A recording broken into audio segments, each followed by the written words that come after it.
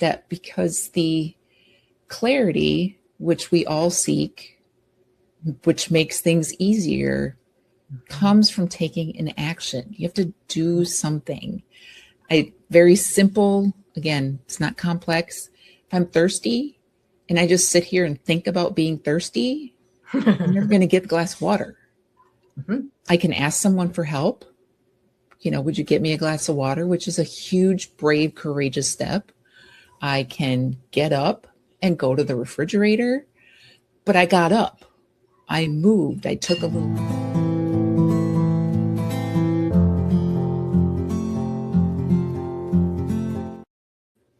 Hi, it's Tiffany Lorraine Galloway, certified high performance coach and now certified personal trainer, here with another episode of the Resilient Mother podcast. We're going to talk about resilient strength this month. And with me for my guest today, I have Connie, who is a fellow certified high performance coach. And we've ran in some of the same circles for the last few years. She's face forward and joy driven in transformation. And I love transformation coaches because when we want to change, they are who we need to go to understand how to unlock, how to get breakthroughs, and how to push through where we can't get to on our own. So Connie, thank you for being here. Tell us a little more about you. Oh, thank you so much, Tiffany. It's great to cross paths in a different venue. So this is super exciting. Yeah. So I guide those successful professionals who look good on paper. They check all the boxes. They got the promotions, all of that sort of good stuff, good family, you're healthy, and yet there's something empty inside. For me, it was something just felt like it was missing. And what really turned out to be that I was no longer aligned with what truly mattered to me. And as I put in my title, that's self-named, Faith Forward. It means that I believe that God has a purpose for every single person on this planet. Now, whether you're Christian or whatever faith you have or don't practice, that's totally fine. That's just what I believe. And so I want, through my coaching, as you said, that transformation, kind of like that cocoon opening. Let's tap into what is really important to you, what matters to you, spiritually, emotionally, just like it's all aligns. And then you're just like, it's awesome. Life is awesome. Now, some people can know when they're off and they'll feel a shift and a need, but I think some people, I know me at one point, didn't really even know who I was. And so it was more of like experimenting because peaceful, calm was new. And it was weird because I was used to chaos being the normal. How do you help people work through that? Yes. And sometimes when, we wear multiple hats, we're a mom, we have a day job, we're, wife in some cases. And there's so much going on in this world, especially like all the social media stuff, that it's hard to know what that is. And I just kept plowing through. I was the capable one at home. I was the one capable at work. I was the one that people always came to. And there just came a point where I'm like, I just literally was standing in the garage. Like, I don't know what I'm doing. And it was just that, connection thing. And so taking that time, acknowledging that it's new, because it is something different. If you're running, 90 miles an hour and all of a sudden you stop, same thing. Do you exercise? You're like heart's going, and your heart just keeps beating, but your body's slowed down. It's like, wait, what's going on here? Yep. So yeah, and for me, it was when I became a client of coaching, and just questions that were asked to me by my coach just got me thinking. It was 1 hour out of my week where it was a question, and I'm like, I had never thought of that. And sometimes I didn't even know the answer at that moment, and I think a lot of people, when they're going into, whether it's a career shift or empty nesting, the kids are moving out from high school, kids are moving out from college, and you don't know. But it's like, well, wait, I'm a professional. I should have all of this figured out. I should know what I'm supposed to do next. I should know. No, it's just that next one step. And, I wrote in a blog that we don't need motivation. We know how to be motivated. We know how to strive. We know how to do all the things. What we need is clarity in that next 1 or 2 steps that feels in that alignment with what's inside. And, to let go of all that external stuff was so hard. Yeah, because especially if it feels safe.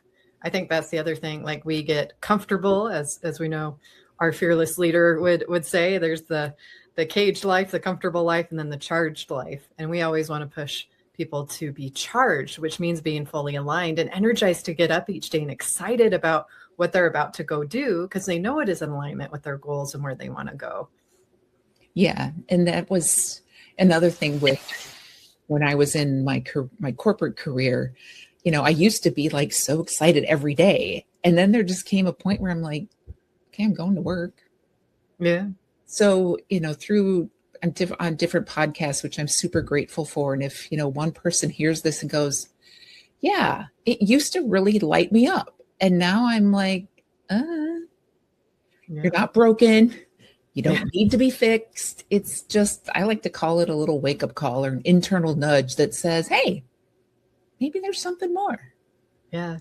Or on the other hand, like, I'm in a different chapter of life with still kind of littles at home and teenagers. Like, my hands are full. And I know there are things that still light me up, but they kind of have to be maintained, but not fully pursued at the moment, because I'm mom first in this chapter. And I would regret more not giving myself to mom in this chapter that is fleeting, because kids just grow up. I look at them, I'm like, how did they get so big? Like, 2 of them are taller than me now. Like, so, no way. When did that happen? And so I still like love music and different things. So I try to find pieces of that. I really like this concept because everyone's like, I don't have time. I don't have time. Yes. I used to do community theater. That was like all night rehearsals. And I used to do gymnastics, which was like 3 hours of training, 5 to 6 days a week. Can I do that right now in this chapter of life? No. But what I can do, and what anyone can do, is what I like to call 5 minutes of joy. So whatever you absolutely love, or if you don't know what lights you up anymore at all, and you're like, what is going on? You can give yourself 5 minutes to experiment every day. Or if you know that music is your thing, do 5 minutes of that, or 5 minutes of art, or 5 minutes of that. And sometimes it'll roll over 5 minutes, but it's enough that you're giving yourself the gift of that every day to still stay in tune with what lights you up, or finding it. 100%. I love that. That's very similar. I have I call it the 3-2-1 reset. When I find my mind spinning, I got this and this and this and this, and trying to focus, or it's like, oh man, I wish I would have done this differently or that differently. And so I'm going, way back or way forward. I have a 3-2-1 reset. So it's just pausing again. It's probably 5 minutes, 3 things that I see. And I look at them with detail. Not just, okay, there's a statue, there's a plant, but like, what's in the plant? And like, right outside my window right now, my azalea bush, I've got hundreds of blooms that are just starting to pop out. So 3 things I see, 2 things I hear. And with all the noise, I'm like, and so it brings me right into the current moment. And then the one is one thing I feel: bare feet on the grass, a desk under and that helps me just kind of recenter. And then it sparks a little awe. I invite people to take one of those things and then just really think about it. Nature is one of those. I could just like be in that all the time. Like I said, my azalea bush, and I'm like, some of them are some of them are a little further out. Some are completely closed. And I'm just like, what? Oh, this is so cool. And that's so healthy for us too. We got a bunch of news right now trending on being addicted to devices and forgetting we have joy. Get your resilient fix in 2026 with Coach Tiffany, now a nationally recognized certified personal trainer and also your high performance coach, host of the Resilient Mother podcast. You can now train with her in person or online. Just text TRAIN to 435-294-5456. You can also find her at the Sports Academy in Logan, Utah, or you can email her at resilientmomrising@gmail.com. We'll see you soon. Resilient you. In nature, right in our own backyards. So. Yes, that was a big one. We used to live in Wisconsin and we moved down to Louisiana, And so I can go outside every day. And I've always heard people say, if you get outside for just 10 minutes a day and get some fresh air and let a little sun hit your skin, not like burning for skin cancer, but just that little bit. And I was 100% convert. Like, it makes such a huge difference. So yeah, if you 5 minutes, just go outside, breathe some fresh air, take a walk around your yard or your block, or even just down the sidewalk and back. Yeah. So important. And make days when you get some rainy days, Connie can get a little cranky. Yeah. Once you get used to it again. Well, we're meant to be outside. I am a life coach. I'm also a personal trainer. And it's funny because sleep comes up all the time, because that's part of making sure you're healthy. You have to get enough sleep for your metabolism to work right and to be at your full health and really get your system going in any direction with your goals, whether fitness related or otherwise. So I like to bring that in. And I talk about how if we didn't have electricity, we would all be getting up with the sunrise. We'd all be going to bed with the sunset. So the reason we're messed up is we're going beyond those parameters that were naturally set for us. And there's a huge benefits from watching the sunset and just slowing down and knowing it's time to be at the end of the day. And as I share Brendan's 3-2-1 a lot with people, don't eat 3 hours before bed, don't do work 2 hours before bed, no screens 1 hour before bed. And because it's simple and it's easy to remember, but so many of them are scrolling at night and we're losing touch with ourselves. So I love what you talked about earlier, because I've been through a lot of trauma, and I had someone finally point out, when was the last time you were inside your body? And I was like, what are you talking about? But then I really did kind of what you did and saw if I was in the present moment. And she's like, you're over here, you're surveilling everywhere to see if you're safe, if the situation is okay, if I'm okay. And I was like, you're right. I'd never noticed that before because no one had gone there with me with it. And what I love about what you're talking about in meditation, and the first time I was doing those things, is when I really became aware of that. Am I grounded? Am I even in my body fully? Which sounds really weird, but we are spiritual and we are our bodies as well. And so there are things that we do to cause safety in ourselves. And when we're go, or we're in a routine that we're used to and it becomes monotonous and kind of robotic, that's where I think we lose the disconnect. So it's so important for everyone, because it's not only a healing process, but when we're in our full power is the way we can really shine. We can attract like light, and we can feel flow in our lives, so that what we're doing feeds us as well as giving it out. And it's just this like harmony, I guess would be the way that I'd put it. I know we all think about balance, but I don't think you can totally do anything in balance, but you can do it kind of in harmony. So I know those are things that I come across in my coaching, but yours is specifically transformation. So do people come to you and have a change or transformation in mind, or is that kind of just where it goes? Oh, that's a great question. I just want to make sure I understood that the last part was cut out just a little bit. Do they come in with a specific transformation in mind, or? Like, some people come to me for personal training. They have some fitness goal in mind, right? So it's pretty clear what the transformation is by the time we sit and we talk and we assess and do their consult. But when people come for life coaching, that's a much bigger like span of what they could be coming with. And some people have an idea in mind that they know there's something holding them back. They don't know what it is. And other people are like, I fell behind this year. I don't feel the same. I had a better year. I want to get back to how I felt, or nothing's working for me. I need to move forward. I don't feel right, kind of thing. So I'm curious what variety you kind of get, because I've noticed different versions of that in coaching, and also kind of what you talked about getting too far in the future or being in the past and having to come back to the present moment. Because you'll find people do that. They'll talk about the past self and start bringing it to the present. And it's like, nope, what's happening now? That was then. That's not happening anymore. You said you didn't want that to happen anymore. Are we here, or are we there? Let's be here. Or in the future going, I need to do this. I need to do that, especially perfectionists. Like, it's got to be this way. It's got to be. And it's like, hold on. We got to get the steps to go there. Let's not jump too far ahead. We're still right here. Right. Yes. So interestingly enough, and, again, as you mentioned at the very beginning, we're both certified high performance coaches. And that term, when I went through the program, I was coached, I still am, high performance, immediately I think of athletics and performance in that, or it's career-based. Well, program is life. It's like your whole life. You don't leave your work stuff at work and your home life at home. That just doesn't happen. No.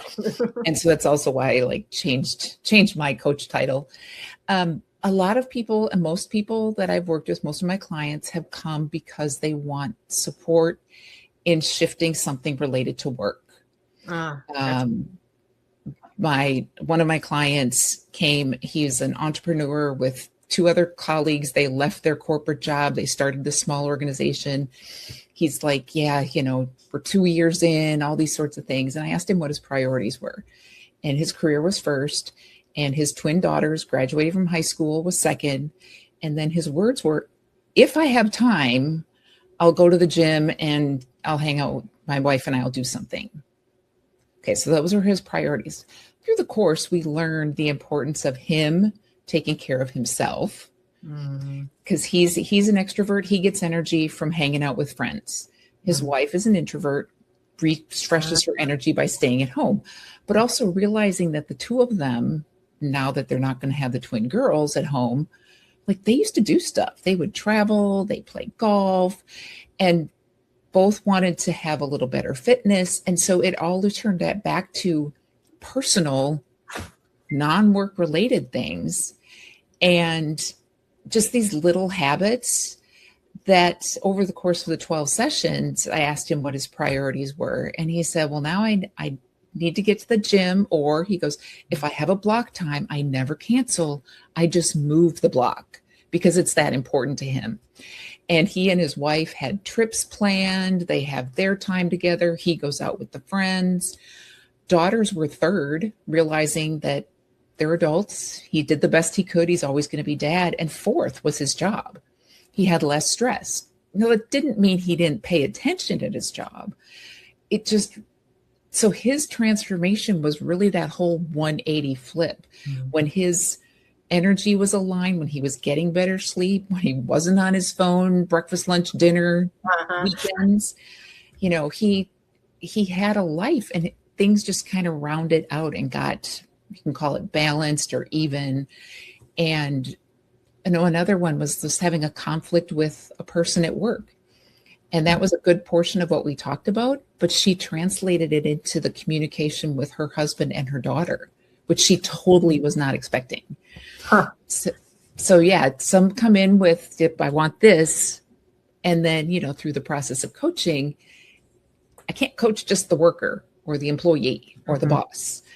So we just unpeel the layers, and it's just really fun to see. And my favorite thing is when you ask them a question and they go, wow, never thought of that before. And I'm like, yes, good question.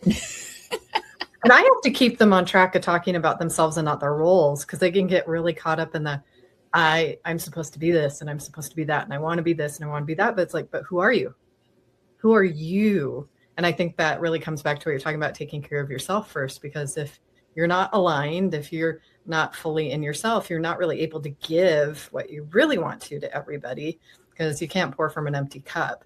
And so it's fun to watch people who get that and how it just makes such a shift. And often they know what they need to do. I think sometimes they've got to change the why a little bit, or their priorities, like you said, change when they look at it deeper versus like, I got to go work. I got to be the good provider. Well, that's just one piece of you. There's all these other pieces of you that make who you are. That's what you do. That's not who you are.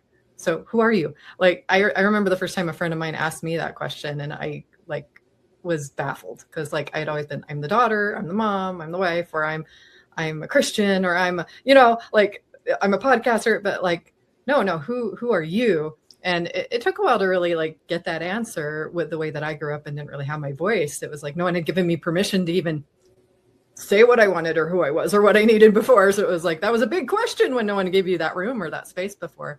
And I realized we all need that permission and that room, and not to be scared to explore that. And I think that's where coaching creates this really nice, safe space to be like, oh, maybe I don't know, but that's okay, because I'm going to find out. We're going to figure it out along the way. You're going to help reflect what I'm saying. You're going to help me reflect what energy you feel for me. And I'm going to find who is in here with all these other things that I've either been busy with, or the expectations other people have put on me, or the life circumstances or the trauma I've worked through, that all kind of get in the way of who our genius and who we really are meant to be at our highest self. And I love when the light comes back on in someone's eyes and they realize that anything is possible again. And they realize that something maybe they thought was out of reach is actually closer than they thought. And those are some of my favorite moments in coaching. Yes. Yes. I love that when the light comes back on in their eyes. And when so much of what you said just resonates so well. And like who we are, those labels, those roles. A lot of my clients, like I said, with my first one that I shared, is an empty nester. So, and you as a mom, you're a mom. You got the kids taken to this event and watching these things. And then you take those out and you're always going to be the mom. Like that's not going to change.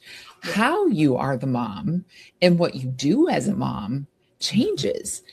Or, there's downsizing in many organizations now. And so you've got 10, 12, 15, 20 years where you were that person, the go-to, you knew these things, and that's taken away from layoffs and downsizing, or you're just like, it's not for me anymore.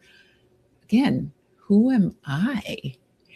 And what I found while I was being coached, which I still am, and with my clients, it's talking. I have this image of my brain is in my skull and the words just float around in here and they bang in.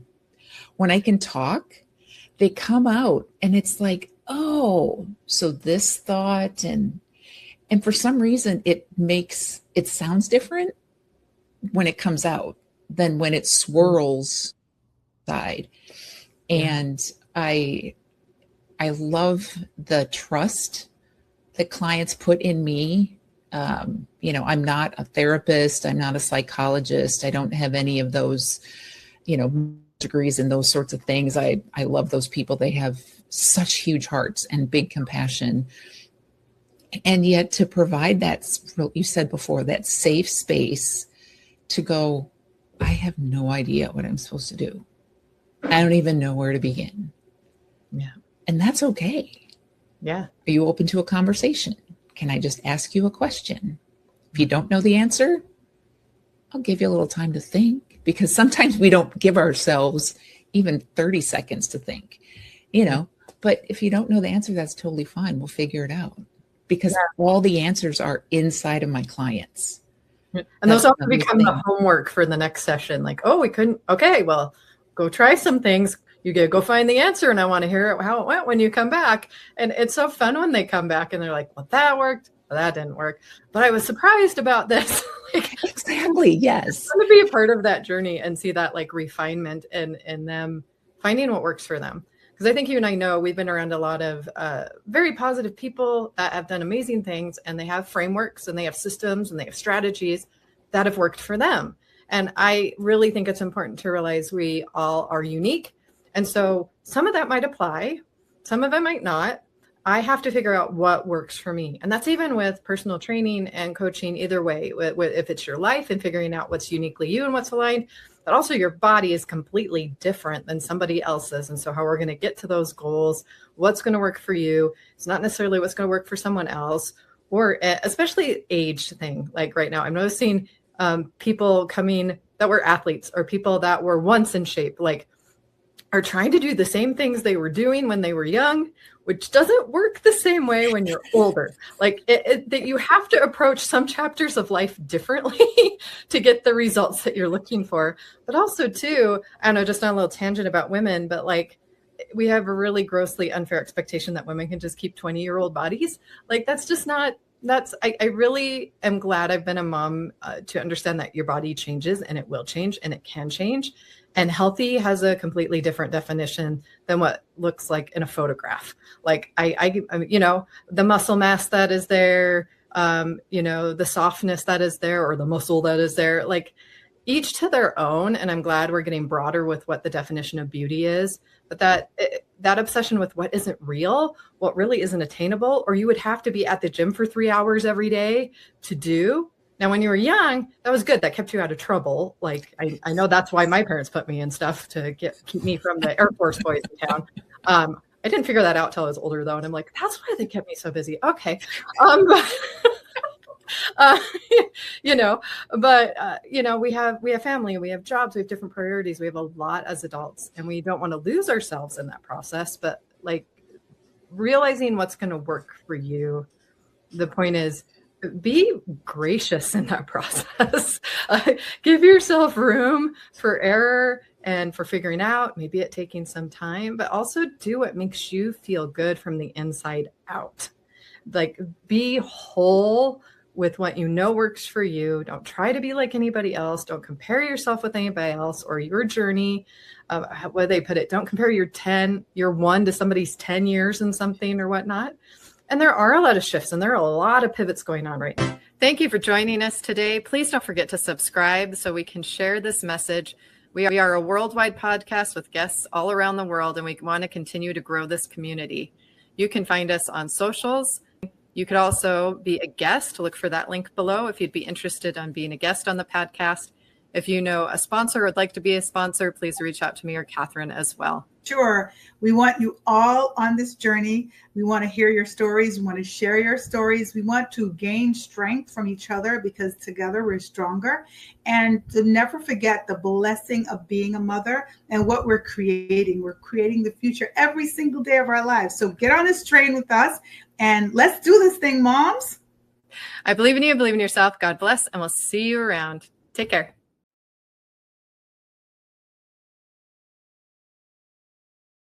Do you just feel stuck?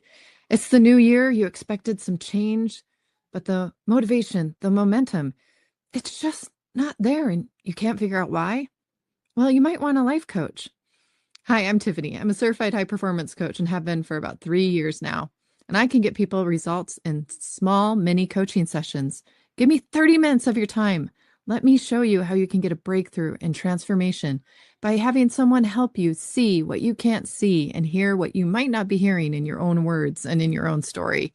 You're the author of your story. Let me help you take back your pen and start writing the story you actually want to create, to thrive in your life and feel alive. Text coach to 435-294-5456 or shoot me an email over at resilientmomrising@gmail.com. We've got the solution for you.